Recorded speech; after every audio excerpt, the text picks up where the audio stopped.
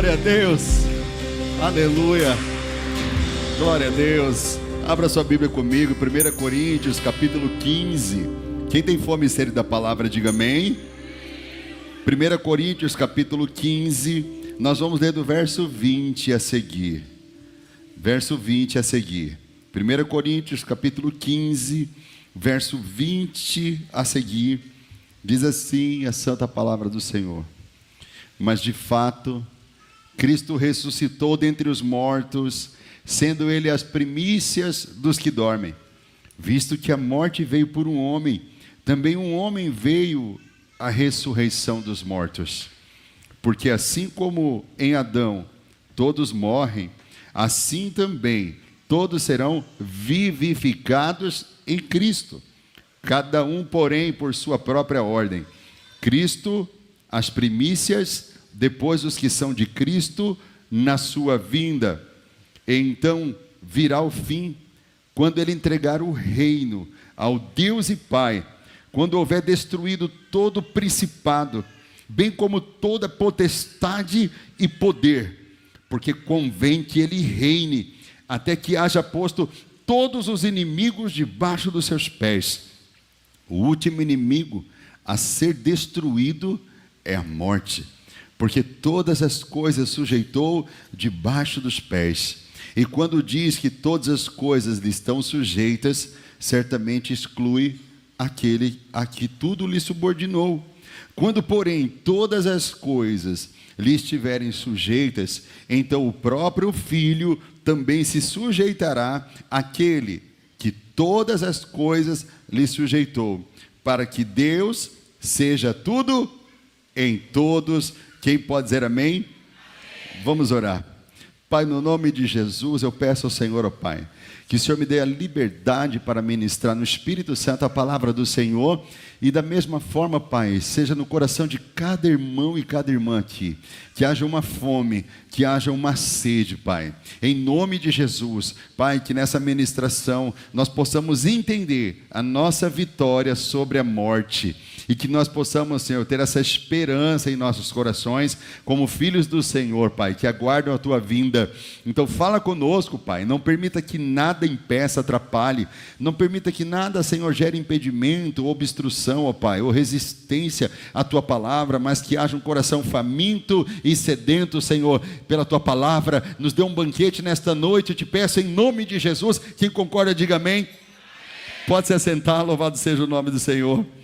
Eu vou enfatizar com vocês aqui o verso 26, que diz que o último inimigo a ser destruído, o último inimigo a ser aniquilado é a morte, porque o tema da mensagem hoje é a vitória sobre a morte. Olha lá, o último inimigo a ser destruído é a morte. Vocês sabem que eu estou numa sequência de mensagens, os 4 inimigos do homem, do povo de Deus, da igreja, e eu disse para vocês que o primeiro inimigo era o mundo. Depois eu disse a vocês que o segundo inimigo é a carne, isso foi no outro domingo. No terceiro domingo, que foi domingo passado, eu falei que o terceiro inimigo é o quê? Quem se lembra? O diabo. E hoje, o último inimigo é a morte. Mas escuta, olha só a diferença do tema. Eu disse assim, nos outros eu disse assim, ó, vencendo o mundo, vencendo a carne, vencendo o diabo. Nesse aqui eu vou colocar diferente. Nesse aqui é assim, ó, a vitória sobre a morte. Porque esse aqui não é que a gente está vencendo. Esse aqui já foi decretada a vitória de Deus. Amém? Então já está. Então o que nós vamos fazer? Nós vamos tomar posse daquilo que Deus já nos deu. Ele já venceu a morte. Amém? Então Cristo venceu a morte. Escuta. Quando a gente fala de morte, a gente está falando daquilo que a maioria das pessoas no mundo inteiro tem medo. O que as pessoas nascem com uma convicção, com uma certeza, qual é? Que elas vão morrer. Então todas as pessoas sabem disso. Agora, escuta, isso pode não ser uma verdade. Não pelo menos na sua totalidade. E eu vou explicar para vocês na sequência, e vocês vão perceber que com a vitória de Cristo, vocês vão perceber que nem todo mundo vai morrer. Mas, primeiro, eu preciso esclarecer uma coisa para vocês, porque muita gente pode estar se perguntando, pastor, o que acontece após a morte? O que acontece após a morte? É uma dúvida de muita gente. Por causa disso, surgiram várias religiões falsas, várias crenças falsas, várias doutrinas de demônios surgiram por causa disso, e muita gente vive no engano por conta de não saber responder essa pergunta. Então, o que acontece após a morte? A primeira resposta que eu te dou é que começa o estado intermediário. Esse estado intermediário é o lugar onde todas as pessoas que morreram ficam em um lugar. O primeiro lugar é conhecido como paraíso. O segundo lugar é conhecido como inferno. O paraíso é para aqueles que morreram na fé. O inferno é para aqueles que morreram na incredulidade.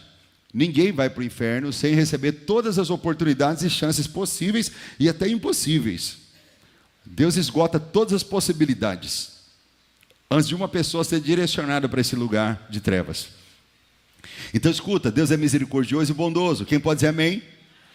Então, se Ele é misericordioso e bondoso, Ele espera para se compadecer de nós, amém? Então Deus espera, Deus tem um pavio longo. Faz assim com a mãozinha assim, por gentileza. Deus tem um pavio longo. Fala assim, basta olhar para mim. Fala assim, basta olhar para mim mesmo. Olha como Deus tem paciência com você e comigo. Tem paciência com a gente, não é verdade? Então, gente, o pavio de Deus é longo, então Ele espera. Então, uma pessoa para ser destinada nesse estado intermediário, diga assim comigo, estado intermediário. Porque é o lugar de espera, ok? Segundo lugar, esse lugar de espera não se chama purgatório. Não caia em falsas doutrinas, doutrinas de homem. Não há nenhum lugar na palavra de Deus que nos dá embasamento para uma ideia de purgatório. Um lugar onde você vai, depois de morrer, e vai pagar pelos seus pecados lá. Diga, Jesus já pagou pelos meus pecados. Então, irmãos, se o purgatório salvasse alguém, não precisava Jesus ter morrido na cruz. Veja que o purgatório já começa invalidando o sacrifício de Jesus.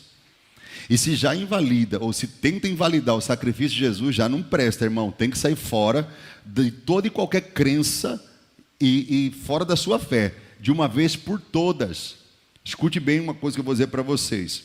O conceito bíblico de forma nenhuma diz que boas ações da nossa parte vai fazer com que os nossos parentes ancestrais que morreram sejam perdoados. Inclusive, eu não sei se você sabe, a igreja protestante ela surgiu justamente por causa das indulgências. O que é indulgências? Indulgências é a igreja medieval, a igreja católica, ela cobrava pela sua fé e ela cobrava até pelos mortos. Então muitas pessoas, em troca de uma escritura no reino de Deus, uma escritura nos céus, eles iam lá e vendiam tudo que tinha e davam em troca dessa escritura. Outras pessoas faziam a mesma coisa, mas para salvar algum parente que foi muito mal e que eles já tinham noção de que essa pessoa não foi para o paraíso, então eles iam lá e começavam a pagar pela salvação deles. Eles pensavam assim, eles estão no purgatório, então no purgatório eles têm a chance, então vamos lá, vamos fazer boas obras, vamos ajudar as pessoas, vamos dar dízimo, vamos dar oferta para pagar o preço do pecado desse parente que já morreu. A palavra diz assim, que o homem está destinado a viver só uma vez, vindo depois disso o juízo. Pronto, acabou. Deus não erra, Deus não falha, Deus não faz um negócio mal feito. Então olha só, não existe esse lugar onde os pecados de uma pessoa que foi para o inferno vão ser pagos antes dela chegar no inferno. Não existe isso, irmãos. Isso não é um ensinamento bíblico. As nossas orações não podem fazer nada pelos mortos. As nossas boas práticas não podem fazer nada pelos mortos. Nós não temos de forma alguma na palavra de Deus qualquer ensino que vá nos dar segurança em relação a isso. Isso é tradição, isso é cultura de placas de igrejas, não de conceitos bíblicos, muito pelo contrário. Como eu disse para vocês, a Bíblia assegura que depois da morte o que vem o quê? É o juízo. Ou a comunhão com Deus. O juízo para quem vai no inferno ou a comunhão com Deus. O que acontece depois da morte? Não vai para o purgatório. Segundo lugar, deixa eu esclarecer uma outra coisa que é muito importante. Não há reencarnação. A palavra, de forma alguma, nos ensina a respeito de reencarnação. Para vocês terem uma noção, existem doutrinas judaicas que ensinam reencarnação, como é a Cabala. E é muito perigoso, nós temos que tomar muito cuidado com o judaísmo. O judaísmo, ele se refere a um povo de Deus, um povo que andou em desobediência, que ainda continua em desobediência, que Deus tem promessas para eles, Deus vai restaurá-los, Deus vai trazer eles de volta, eles são filhos, mas por enquanto, Deus ainda está tratando com eles. As práticas do judaísmo se referem à casa de Israel. A casa da igreja é outra questão, porque nós precisamos entender a parábola do filho pródigo. A igreja é o filho pródigo. O irmão mais velho é Israel. Israel ficou com ciúmes da igreja, e por causa do ciúme a salvação chegou para o irmão mais novo, que é a igreja. Deus tem 2 filhos, Israel e a igreja. Nós não somos o Israel de Deus, nós somos a igreja de Cristo. Tem orgulho disso, amém? Nós somos a igreja do Cordeiro, tem orgulho disso. Israel é Israel, nós somos nós. Nós oramos por Israel, amém? Nessa guerra que está acontecendo, nós nos posicionamos a favor de Israel, amém? É preciso se posicionar, e nós nos posicionamos a favor de Israel. E nós sabemos que esses mesmos inimigos que estão atacando Israel hoje são os mesmos inimigos que atacaram os patriarcas, Abraão, Isaac e Jacó, atacaram todos os reis de Israel. Davi teve que enfrentá-los, são os mesmos. Eles não são filhos de Abraão. Eu sei que você vê muito na internet as pessoas dizendo, tá vendo, é filho de Abraão com filho de Abraão. Mentira, não caia nisso. Eles não são filhos de Abraão. Os filhos de Abraão são os árabes. Nem todo muçulmano é árabe.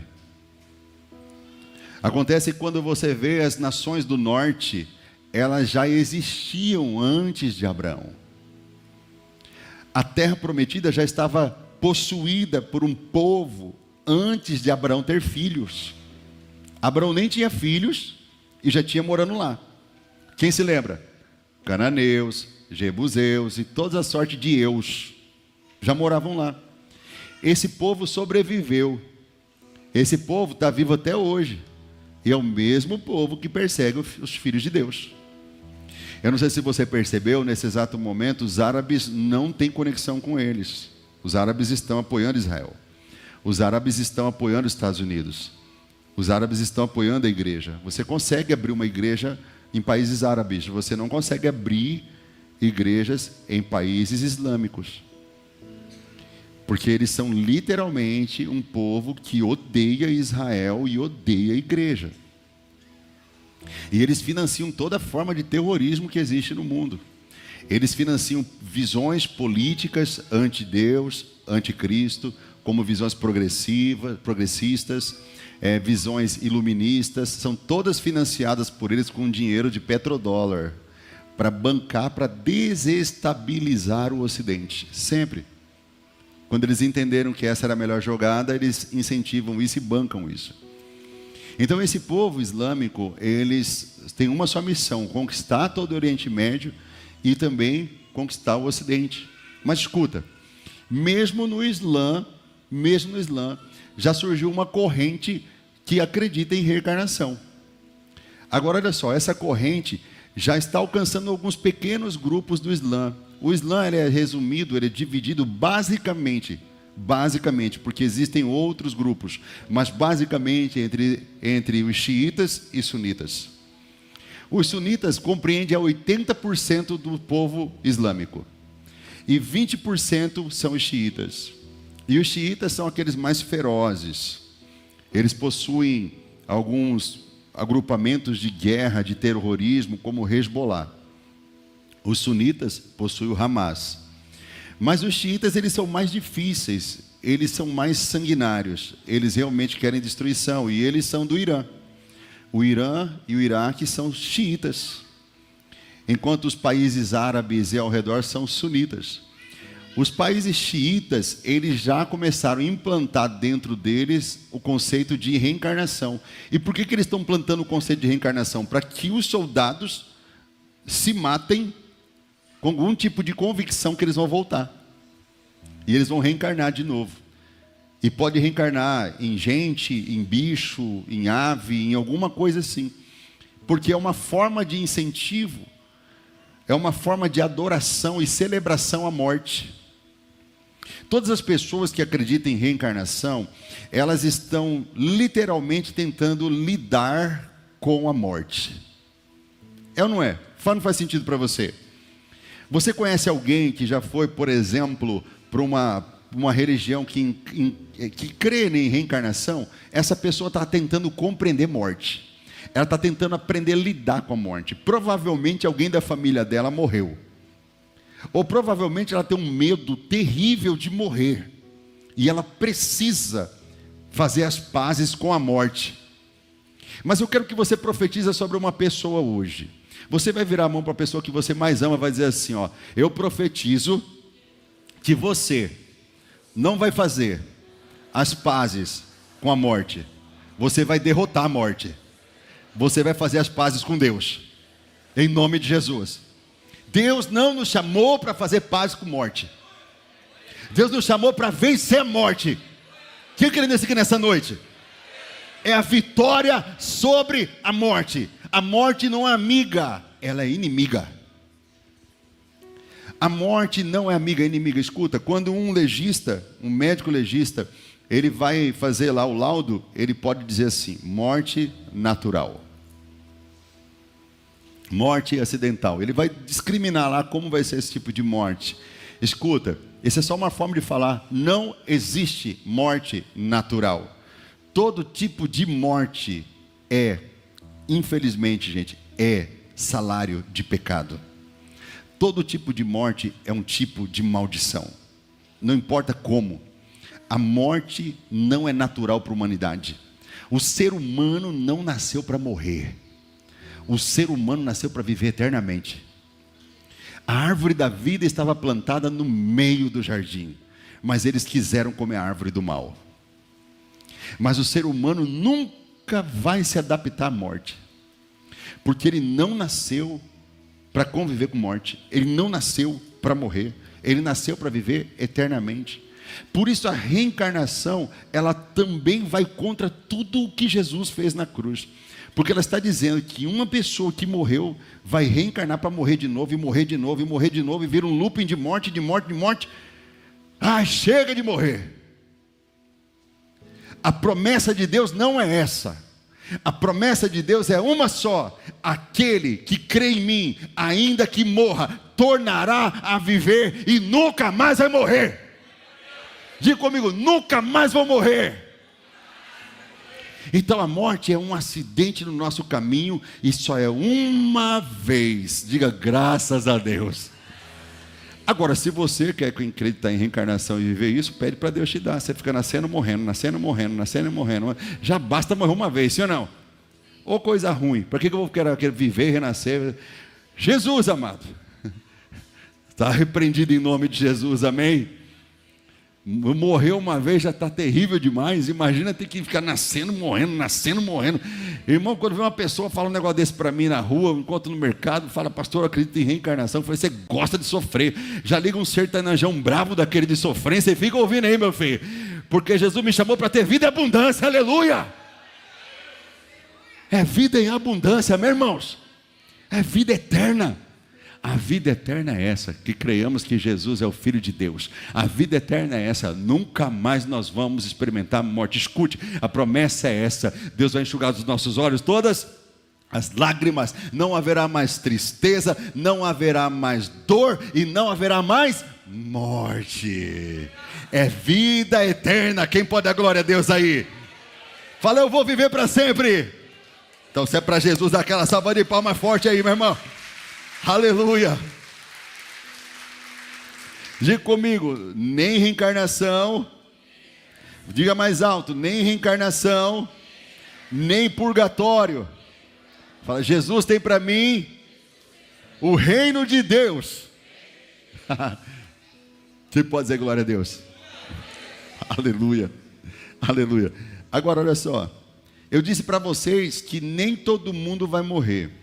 Mas escuta, eu disse isso da minha cabeça mesmo, ou eu disse para vocês o que o apóstolo Paulo mesmo disse? O que o apóstolo Paulo disse? Que Jesus ressuscitou dentre os mortos, e que nem todo mundo vai morrer. O que ele estava dizendo? Ele está dizendo assim: nem todos nós morreremos, mas transformados seremos. Quando ele fala isso, irmãos, ele está dizendo para a gente uma coisa muito importante. A primeira coisa é que a morte de um cristão é uma realidade momentânea e passageira, porque Jesus derrotou a morte. Em outras palavras, guarde isso no seu coração, que é muito importante. A morte pensava que ia matar todo mundo. Mais do que isso, a morte, como uma entidade, ela pensava que ela ia manter todo mundo preso eternamente no estado de morte. Ela pensava isso. Ela pensava isso até chegar alguém que é mais forte que ela. Ela pensava isso até chegar o Rei dos Reis e Senhor dos Senhores. Ela pensava isso até chegar o Alfa e o Ômega, até chegar o princípio e o fim. E ela pensava isso até que chegou aquele que derrotou a morte, aleluia, e tomou as chaves da morte e do inferno e deu um brado de vitória. Qual o nome dele, igreja? Jesus Cristo. Ele derrotou a morte, aleluia. Então agora a morte sabe que não é todo mundo que ela pode matar. Agora escuta uma coisa, antes de desenvolver esse pensamento para você no seu coração. Existia uma pessoa só que não podia morrer. Existia uma só pessoa que não precisava experimentar a morte. E a morte para essa pessoa seria uma decisão. Eu e você não podemos decidir se vamos ou não vamos morrer. Mas havia uma pessoa que poderia decidir se morreria ou não. Porque ele era o único que não tinha pecado. E a morte é por causa do pecado. E se essa pessoa não pecou, então morrer agora não é resultado, não é salário do pecado. Morrer agora é uma decisão que ele decidiu por si mesmo, a fim de pagar um preço. Qual o nome dele? Jesus. Então a morte descobre que existia uma pessoa que ela não podia matar. Que existia uma pessoa que não podia morrer. O Senhor Jesus Cristo disse: a minha vida Deus me deu e ninguém tira, mas eu dou ela voluntariamente. Onde está isso? João capítulo 10, verso 17. Em João 10, 17, Jesus disse assim: ninguém tira a minha vida, nem a morte pode me matar, mas eu é que vou dá-la em favor dos meus irmãos. Jesus, em toda a história da existência humana, foi a única pessoa que decidiu morrer. Os outros todos são obrigados a morrer. Jesus é a única pessoa que, por decisão própria e voluntária, que não precisava, que não era um pecador, foi o único que decidiu morrer. E quando ele decide por vontade própria, a morte pensa: venci ele também. Mas ela pensou isso de forma errada. Porque quando Jesus vai e se entrega para morrer, o texto está dizendo lá, através do apóstolo Paulo em Romanos, que a morte reinou até Jesus. Depois de Jesus, irmãos, ela perdeu o reinado dela. Porque convém que ele reine. Quem vai reinar? Jesus. A morte não reina mais. De todos os inimigos, o mundo, a carne, Satanás, o pior de todos é a morte. É o último inimigo a ser aniquilado. É o pior de todos, é aquele que a humanidade não tem mais medo. Tem gente que prefere enfrentar o diabo do que morrer. Mas, irmãos, aqui a gente vê que esse último e pior inimigo nosso, ele foi destronado. Levanta a tua mão agora em nome de Jesus. Levanta a tua mão profeticamente e diga assim: eu repreendo todo espírito de morte em nome de Jesus. Diga assim comigo: se eu passar pelo vale da sombra da morte, não temerei mal nenhum, porque Ele está comigo. Diga: o teu cajado e a tua vara me consola. Diga: não tenho medo da morte. Fala: eu sou filho de Deus. Quem está entendendo isso aqui nessa noite? Agora olha o que o apóstolo Paulo fala em Romanos capítulo 5. Vou pedir para colocar na tela para mim. Vai lá no verso 16. Preste bem atenção nessas escrituras sagradas, porque eu vou liberar palavras proféticas de vida em abundância sobre você hoje, sobre a sua casa hoje, baseado na palavra. Romanos capítulo 5, verso 16 e 17, nós vamos ler esses dois versículos aqui de Romanos, que diz assim: O dom, entretanto, não é como no caso em que somente um pecou, porque o julgamento derivou de uma só ofensa. Para o que, gente? Para condenar. Mas escuta, preste atenção nessa segunda parte do texto, nós vamos ler juntos até. Nós vamos ler juntos essa segunda parte do texto, porque vai internalizar em você.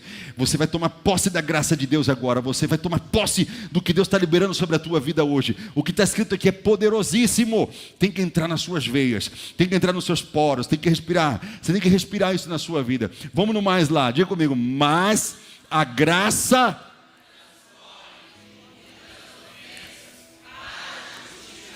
Olha o outro versículo lá.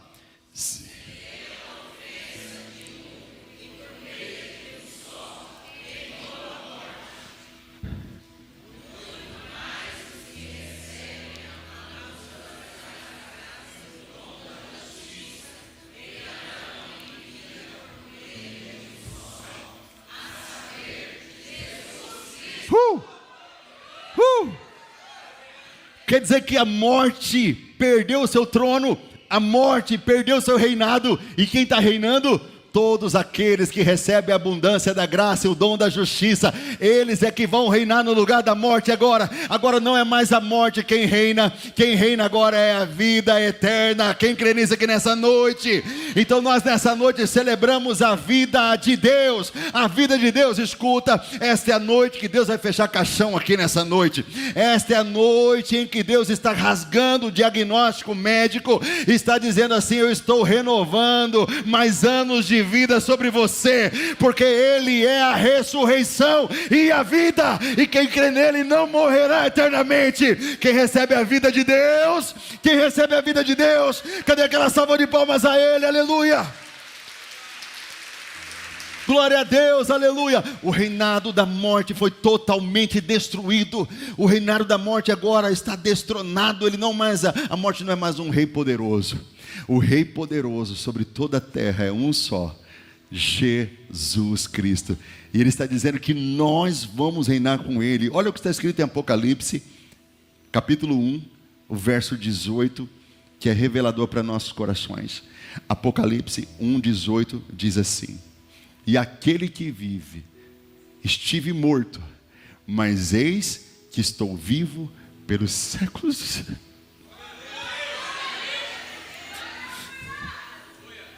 Está vivo. Lê comigo. Diga: vivo pelos séculos dos séculos. E tenho...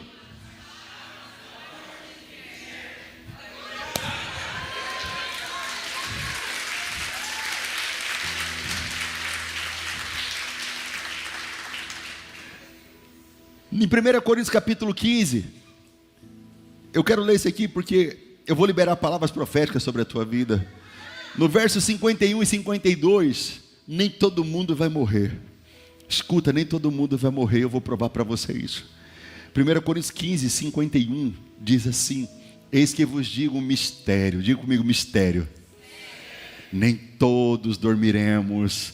E esse dormir aqui é a expressão carinhosa que o apóstolo Paulo usa para falar quando um cristão morre. Mas essa mesma palavra pode ser: nem todos morreremos.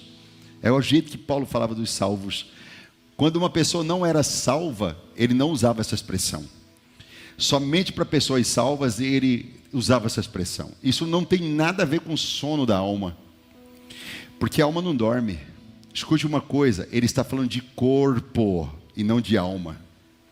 Quando você pega o capítulo 15, em nenhum momento o apóstolo Paulo está focando na alma de uma pessoa. Em todo momento ele está focando no corpo, na parte física. E ele está dizendo que a parte física carinhosamente dorme, aguardando a ressurreição. Mas olha só o que ele está dizendo: eis que vos digo um mistério, nem todos dormiremos, mas transformados seremos. Ele está falando do quê? Ele está falando do arrebatar. Quando Jesus vem buscar a sua igreja e vai arrebatá-la nos ares.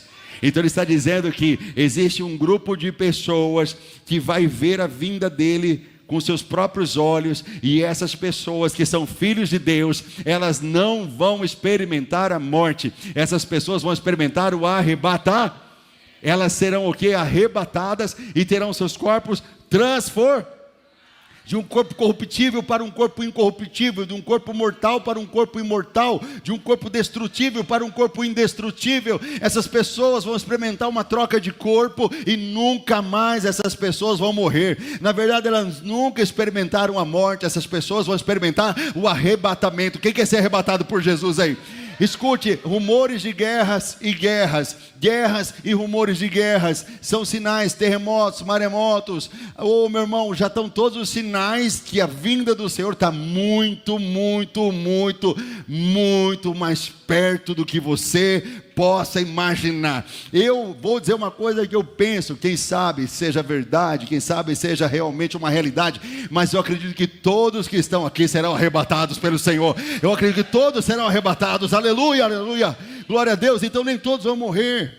Então a morte aqui de um filho de Deus, para o apóstolo Paulo, é dormir, mas ele não está dizendo que você vai ter a sua alma dormindo, não é isso. Mas ele está dizendo que nem todas as pessoas que vão morrer, essas pessoas que não vão morrer, vão experimentar o arrebatamento. Então nós já começamos a vencer a morte em Cristo, porque Cristo destronou a morte. Cristo tirou o poder dela de matar todo mundo. Cristo não vai dar para a gente encarnação, reencarnação. O que Ele vai fazer é ressurreição. Diga assim, não é reencarnação. Fala com autoridade, diga, não é reencarnação. É ressurreição. Então, meu irmão, a morte pensava que ia derrotar você. A morte já estava com tudo planejado para derrotar você eternamente e manter você presa em cadeias, em prisões eternas. Mas a palavra diz que o dom da graça e a abundância dessa graça vem sobre as nossas vidas para nos dar vida eterna. Você vai viver para sempre. Escuta, nós estamos vendo sinais da vinda do Senhor Jesus, e um deles é a inteligência artificial. É muito claro em Apocalipse, quando a gente começa a entender que a inteligência artificial vai ser usada a favor do anticristo. A gente sabe também que a inteligência artificial será usada a favor também da igreja, mas o anticristo vai tirar um bom proveito disso também. E ele vai querer fazer isso de uma forma para poder substituir as pessoas. E ele vai fazer com que essas inteligências artificiais, elas matem pessoas. Pessoas que vão ver muitas vezes imagem da besta falando. A palavra diz que ela vai ter fôlego de vida, ou seja, é logicamente ali uma inteligência artificial, uma forma de robô, uma forma de computação, onde aquela imagem vai falar e vai obrigar as pessoas a receber a marca da besta. Mas a palavra também vai dizendo para a gente que nesses dias, essas estruturas que estão sendo feitas para que o anticristo venha para reinar, a palavra também está dizendo que paralelamente, ou seja, até prioritariamente, quem está reinando é a igreja.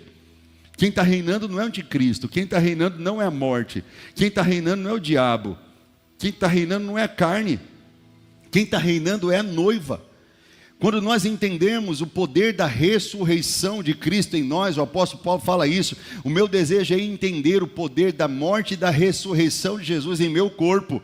Ele queria entender o que era isso, ele queria viver, e ele chama isso de um mistério que a igreja precisa experimentar, que a igreja precisa descobrir, saber o que é o poder da ressurreição em Cristo. Ele está dizendo que o poder da ressurreição de Cristo em nosso corpo é capaz de gerar cura. Porque, irmãos, você pode pensar assim que uma pessoa não tem o poder de decidir morrer. Você pode pensar assim, não, a pessoa tem o poder de decidir morrer, ou melhor dizendo, porque ela pode tirar a sua própria vida. Não importa, se ela se suicidou, ela decidiu morrer ali, irmão, não importa, ela ia morrer lá na frente também. Só existe uma pessoa que não podia morrer, e é Cristo. E Cristo diz assim, se comigo vocês morrem no batismo, comigo vocês também ressuscitam. Se comigo vocês morrem, os vossos ancestrais, os vossos familiares, eles também serão ressuscitados na segunda vinda. Então ele está falando que o poder da ressurreição é o poder de uma restauração, aonde pessoas da nossa família que partiram, que morreram, que não estão conosco hoje, essas pessoas morreram em Cristo, essas pessoas estão com as suas almas guardadas no paraíso de Deus, elas estão protegidas lá no paraíso de Deus. E essas mesmas pessoas, a palavra diz que elas vão voltar com Cristo na segunda vinda. Os mortos vão ressuscitar primeiro. E só depois nós, os que estivermos vivos, teremos os nossos corpos transformados. Então os primeiros que vão ressuscitar são os mortos. Os primeiros a terem seus corpos trocados são os mortos. Os nossos parentes, os nossos ancestrais, seus pais, seus tios, seus avós, seus bisavós. Imagine você na segunda vinda de Jesus, Ele vindo nos ares e trazendo consigo todas essas pessoas que morreram em Cristo, e você vendo elas, seus ancestrais, as pessoas. Você não precisa sofrer. Você tem que ter a esperança que o apóstolo Paulo diz assim: tenhamos essa esperança e consolemos uns aos outros com essa esperança de que os nossos ancestrais vão ser ressuscitados, aqueles que morreram em Cristo, amém, irmãos? Mas que nós aqui que estivermos vivos, que vamos ter os nossos corpos transformados, nós precisamos entender que nós estamos nessa terra para reinar em vida. Você não está aqui na terra para ser subjugado pela morte, com medo da morte. O medo da morte já paralisou você demais. O medo da morte já estagnou você demais. Muitas coisas, muitas mesmo, você ainda não viveu em Cristo por causa do medo. Medo da morte, medo de morrer, medo do risco, medo de tudo, medo. E o medo paralisa, e essa é a função da morte, paralisar a igreja, paralisar as pessoas. Se nós já recebemos o dom da graça de Deus e da justiça de Deus, e nós podemos reinar em vida, por que nós temos tanto medo assim de viver a vida que Deus quer para a gente? Por que a gente tem tanto medo de se entregar para a vida que Deus tem para a gente? Não, pastor, eu vou chegar aqui, eu vou ficar sentado no banco, e aí eu vou vendo como que é, e aí eu vou sentindo. Que medo é esse? Se você tem o dom da justiça de Deus, você já deveria ter se libertado desse medo, porque a morte reinava, ou seja, escravizava as pessoas, até que Cristo veio. Mas depois que Cristo veio, se você não acreditar na ressurreição de Cristo, a sua fé é vã, porque é na ressurreição que Jesus vence a morte, é na ressurreição que Jesus vence o pecado, é na ressurreição que Jesus vence o diabo. Então ninguém pode segurar, é por isso que ele tem as chaves da morte e do inferno. Agora, se Jesus venceu a morte, já nos deu essa vitória juntamente com ele, significa que a igreja reina em vida. Então a igreja precisa se posicionar como corpo de Cristo, que veio aqui para reinar. E a gente precisa tirar essa mentalidade de medo, que muitas vezes tem escravizado a gente, de dar passos mais largos. O Senhor Jesus disse que nós faríamos obras maiores do que Ele fez, e faríamos as mesmas obras dEle.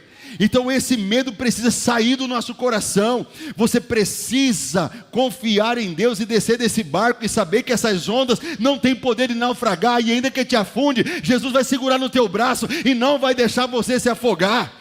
Então Jesus tem aberto as portas para você, mas o medo tem paralisado você de entrar num novo negócio, de entrar no ministério, na comunidade, de poder se entregar e fazer alguma coisa pelo reino de Deus. Você anda com medo, você vai atrás de notícias, você só gosta de assistir da Atena e aquele pessoal que só mostra sangue, você só fica vendo notícia ruim e vai se alimentando do medo, mas Jesus chamou a gente não para viver do medo. O medo já não reina mais, quem reina aqui é Jesus. O rei desse lugar é Jesus, o rei desse planeta é Jesus, o rei da sua vida é Jesus, o rei da sua casa é Jesus, o rei da comunidade é Jesus, e com ele, meu irmão, nós vamos fazer proezas. Vence esse medo, vence essa estagnação. Está na hora de você viver tudo aquilo que Deus planejou para você. Ele te colocou nessa terra para ser corpo dele, representante dele. Então está na hora de você avançar. Ele está dizendo para você: ei, olha para o lado, para frente, para trás, tudo isso é seu. Aonde você pisar a sua planta dos seus pés, vai ser seu. Eu vou te fazer prosperar. Alarga a tenda sua, alarga, firma bem as estacas, porque eu vou te fazer prosperar para a direita, para a esquerda, por todo lado. Igreja, se levanta nessa noite como um povo que ressuscitou, que não tem medo da morte, que não tem medo da morte. Então, irmãos, nós, os mortos, não podem fazer nada. Os mortos não podem fazer nada. Quem faz são os vivos. E os vivos são aqueles que receberam o dom da graça de Deus. Você não pode aceitar uma morte espiritual. Você não pode aceitar a morte do seu casamento. Você não pode aceitar a morte do seu ministério. Você não pode aceitar a morte das suas finanças. Você não pode conviver com a morte em nenhum dos ambientes da sua vida, em nenhuma das esferas da sua vida. Eu conheço pessoas que têm medo, tanto medo, que não vai viajar de avião. E só não conheceu o exterior porque tem medo de avião. E sabe por que ela tem medo de avião? Ela não tem medo de avião, ela tem medo de morrer. E sabe o que o apóstolo Paulo vai dizer para a gente? E aqui eu vou encerrar para vocês. O apóstolo Paulo vai dizer assim, olha, gente, para o cristão, morrer é lucro. É lucro. Olha o que ele vai dizer em Filipenses capítulo 1, 21. Ele vai dizer isso aqui, ó. Porquanto, para mim, o viver é Cristo, e o morrer é lucro. Olha o que ele vai falar no verso 22. Coloca para mim, por favor, cara. No 22, Felipe. Filipenses 1, 22. Quero ler com vocês isso aqui. Filipenses 1, 22 vai dizer assim, ó.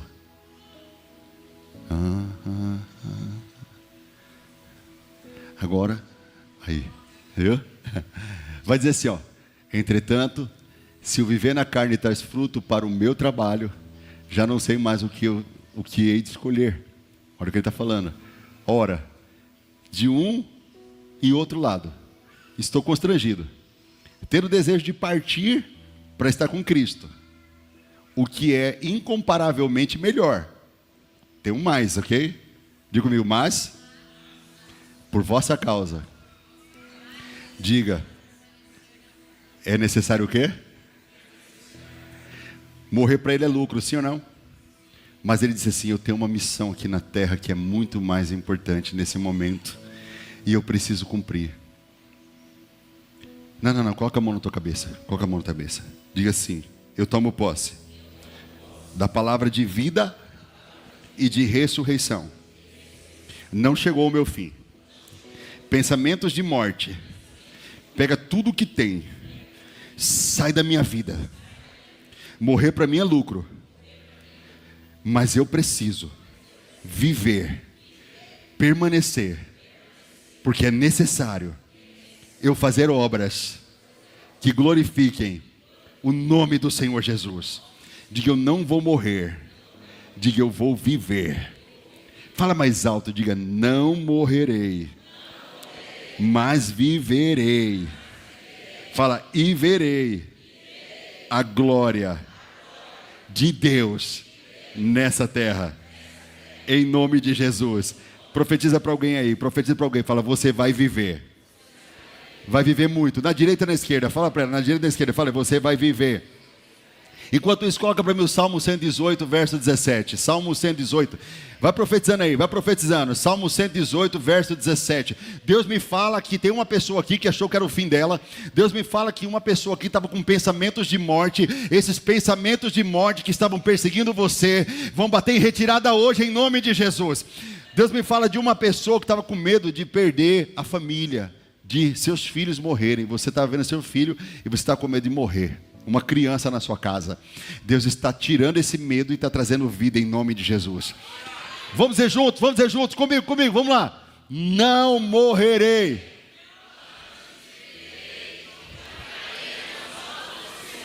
De novo, vamos lá.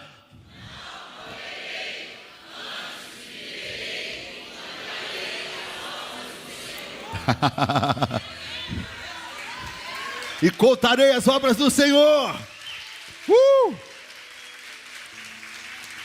Aleluia. Ainda que você ande pelo vale das sombras da morte, não temas, porque o Senhor está contigo. Bate no peito, fala, o Senhor está comigo. Fala, a sua vara e o seu cajado me consola. Seu bordão e o seu cajado me consola. Salmo 23, verso 4. Não tenha medo. Não tenha medo desse desafio que você está enfrentando. Não tenha medo de você olhar para o lado e você não está vendo muita gente para te ajudar. Não tenha medo de que esse gigante que está diante de você parece tão maior do que você. Se a sua esperança estava morrendo, você precisa entender que é obra do inimigo contra a tua vida, mas essa obra está quebrada em nome de Jesus. O que Jesus tem para você é vida em abundância. O que Jesus tem para você é que você reine em vida. já não é mais a morte. Já não é mais a morte. Uma pessoa que está aqui foi ameaçada de morte. Tem uma pessoa aqui que foi ameaçada de morte. Escute algo no teu coração. O Senhor levantou um escudo diante de você. Um escudo que te cobre do alto da tua cabeça até a planta dos seus pés. Esse escudo é a proteção de Deus na tua vida. E nenhuma arma forjada contra a tua vida vai prosperar.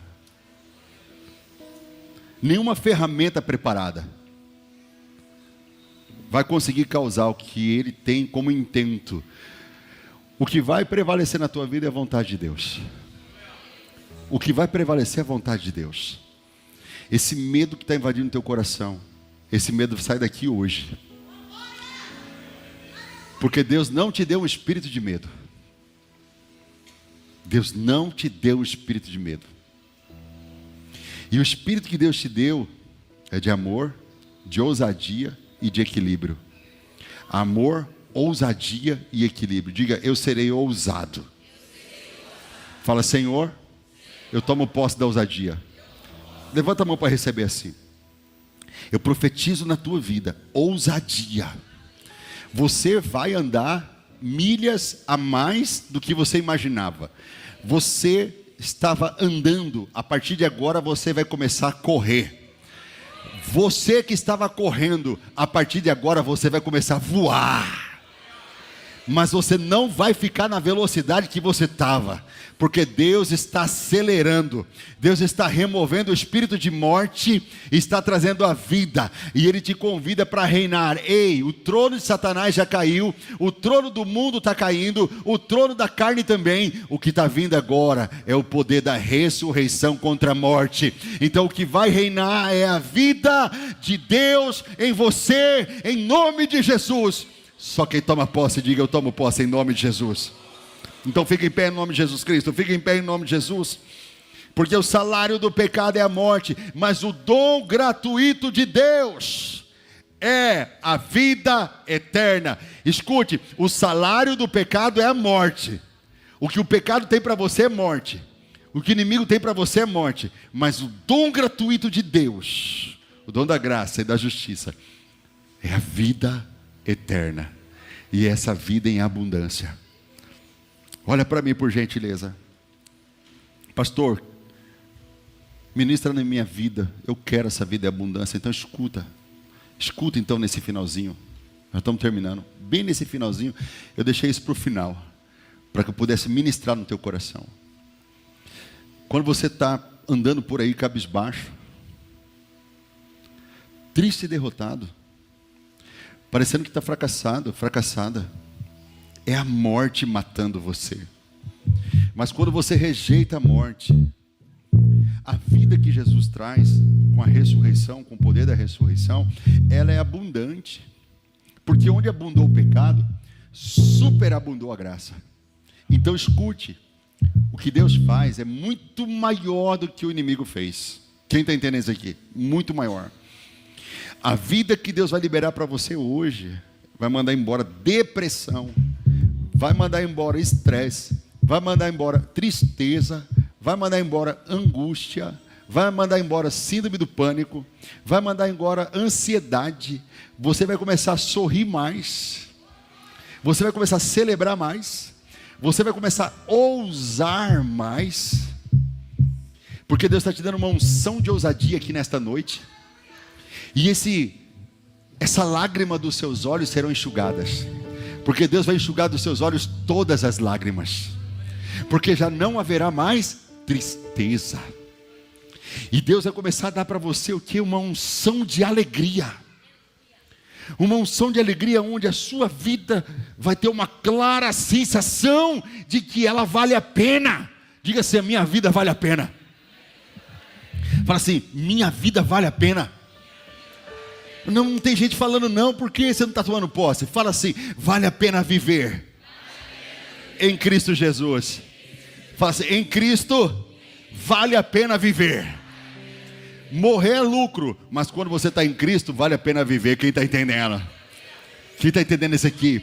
Então a sensação de que a sua vida vale a pena, a sensação de que você está nesse mundo não é por obra do acaso, mas é por projeto divino, é por estratégia de Deus, é desígnio de Deus para você. Essa sensação vai ser clara, vai ser notória em você e no seu coração. O seu coração vai pular de alegria, vai bater de alegria, o seu coração, o seu sorriso. Deus vai dar um sorriso. Escuta, eu estou profetizando que o dom da ressurreição vai colocar um cântico novo nos teus lábios. E esse cântico não é de murmuração, não é de reclamação, não é de vitimismo. É um cântico de vitória de Deus na tua vida, porque nós em Cristo Jesus já vencemos a morte. E a morte que estava profetizada sobre a sua família, a morte que estava profetizada sobre as suas finanças, a morte que estava profetizada sobre a sua saúde, sobre o seu ministério, cai por terra hoje. Cai por terra hoje. Tem alguém crendo aqui nessa noite? Cai por terra hoje. Eu sou profeta de Deus nesse lugar, e eu estou declarando que esse espírito de morte que estava perseguindo a sua vida em todas as esferas, eu estou repreendendo agora em nome de Jesus. Estou liberando a vida de Deus. Quem vai reinar é Jesus na tua vida. Quem vai reinar é Jesus. A morte foi destronada, o trono dela foi retirado. Esse medo de avançar, esse medo de vencer, foi a morte que colocou em você. Mas Jesus te deu uma unção de ousadia, de amor, de moderação. Jesus deu um outro espírito para você, de fortaleza. Um espírito de fortaleza é o que Ele deu para você. Então nesse exato momento, esse espírito de morte que tem colocado medo no teu coração, e você só tem pensado em regredir, em ir para trás, em desistir, acaba aqui hoje. Acaba hoje, diga acaba hoje. Fala, acaba hoje. Não, com autoridade, diga acaba hoje. Não, com mais autoridade, diga acaba hoje. Fala, agora é vida. Então levante suas duas mãos. Levante suas duas mãos e declare, cante. Lava-se